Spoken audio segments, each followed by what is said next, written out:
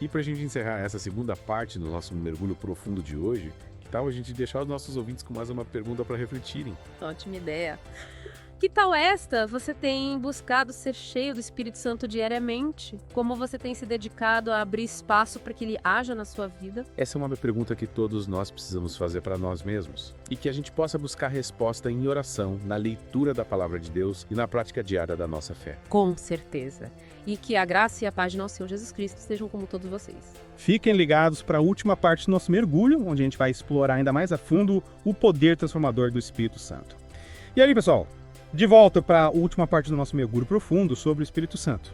Na primeira parte, a gente explorou as raízes de Pentecostes no Antigo Testamento. Isso. E na segunda, a gente viu como o Espírito Santo transformou a vida dos discípulos e como essa força está disponível para a gente também. Agora, vamos aprofundar ainda mais e entender como o Espírito Santo age em nós hoje. Exatamente. E para começar essa última etapa da nossa jornada, a lição da escola dominical que a gente está usando como base destaca um ponto bem importante. A questão de ser revestido de poder pelo Espírito Santo. Essa parte me deixou curioso. O que significa ser revestido de poder? É como se a gente ganhasse superpoderes, tipo um super-herói. Ser revestido de poder pelo Espírito Santo é algo muito mais profundo do que ter superpoderes, sabe? É receber a capacitação divina para realizar a obra de Deus. Imagine que o Espírito Santo nos envolve com a sua força sobrenatural, nos tornando capazes de realizar coisas que jamais conseguiríamos pelas nossas próprias forças. Então não é sobre voar ou ter super força, mas sobre sermos capacitados por Deus para realizar a sua vontade. Exatamente. E essa capacitação se manifesta de diversas maneiras.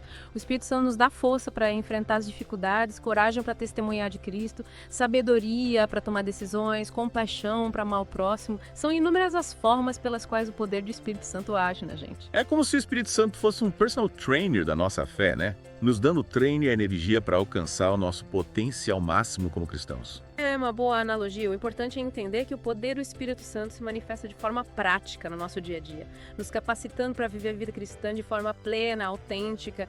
Ele não nos transforma em super-heróis, mas nos equipa para sermos servos de Deus, cumprindo a missão que nos confiou. E qual é essa missão que Deus nos confiou? É algo específico ou varia de pessoa para pessoa? A missão principal do cristão é amar Deus acima de todas as coisas e amar ao próximo como a si mesmo. Certo.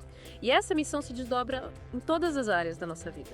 No nosso relacionamento com Deus, com as pessoas ao nosso redor, no nosso trabalho, nos estudos, na família, na comunidade, no mundo como um todo. É um chamado bem abrangente, né? Amar a Deus em tudo e amar o próximo em tudo. Exatamente. Yeah. Mas como a gente pode cumprir essa missão se a gente é tão falho, tão limitado? Como amar de forma tão completa, tão incondicional? É aí que entra o poder do Espírito Santo. Ele nos capacita a superar as nossas limitações, a vencer as nossas fraquezas e a realizar a obra de Deus com excelência. Então o Espírito Santo nos transforma em pessoas melhores, mas capazes de amar a Deus e ao próximo. Com certeza. É como se ele fosse um oleiro, sabe? Moldando o nosso caráter, transformando os nossos corações, nos capacitando para viver uma vida que agrada a Deus. E essa transformação acontece de repente como um passe de mágica ou é um processo gradual? É um processo contínuo que dura a vida toda, é como uma semente, né? Que é plantada, precisa ser regada, cuidada para que possa crescer e dar frutos. E para que essa transformação aconteça, a gente precisa se conectar com o Espírito Santo, abrindo espaço para que ele haja em nossas vidas. E como podemos fazer isso?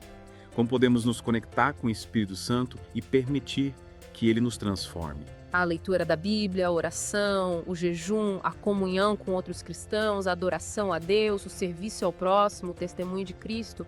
Essas são algumas práticas que nos ajudam a fortalecer a nossa conexão com o Espírito Santo e a nos abrir para a sua ação transformadora. É como se a gente estivesse sintonizando a frequência do Espírito Santo, né? Abrindo os canais de comunicação para que ele pudesse falar com a gente e nos guiar. Exatamente. E quando a gente faz isso, nossa vida se torna um canal para que o poder de Deus flua através de nós. Mas e se, mesmo buscando essa conexão com o Espírito Santo, a gente ainda sentir que está longe do ideal? Se a gente não lutar contra as nossas fraquezas, os nossos pecados, a gente desiste ou continua tentando? A caminhada cristã não é fácil. Haverá momentos de luta, de queda, de desânimo. Mas Deus é misericordioso. Ele é paciente com a gente. Ele não desiste da gente, mesmo quando a gente desiste da gente mesmo. Que bom saber disso. Mas e se a gente cometer um erro grave, se a gente pecar contra Deus, ele ainda nos perdoa? A Bíblia nos garante que o perdão de Deus é infinito. Em 1 João 1,9 a gente lê: se confessarmos os nossos pecados, ele é fiel e justo para nos perdoar os pecados e nos purificar de toda injustiça. Deus está sempre pronto para nos perdoar, quando a gente se arrepende dos nossos pecados e busca a sua misericórdia. Então, o importante é reconhecer o erro, se arrepender e pedir perdão a Deus. Exatamente. O arrependimento genuíno se manifesta em mudança de atitude, mudança de comportamento. Quando a gente se arrepende de um pecado, a gente não quer mais cometê-lo. A gente busca viver de forma diferente, agradando a Deus e buscando a sua vontade para a nossa vida. É como se a gente desse uma meia volta e seguisse na direção oposta ao pecado. Perfeito. O arrependimento verdadeiro nos leva a abandonar o pecado e buscar a santidade. É um processo contínuo de transformação que nos torna mais parecidos com Cristo. Mas como a gente pode ter certeza de que está caminhando na direção certa? Como saber se a gente está agradando a Deus? A nossa consciência é um guia importante. Quando a gente age de acordo com a vontade de Deus, a nossa consciência nos testifica que a gente está fazendo o que é certo.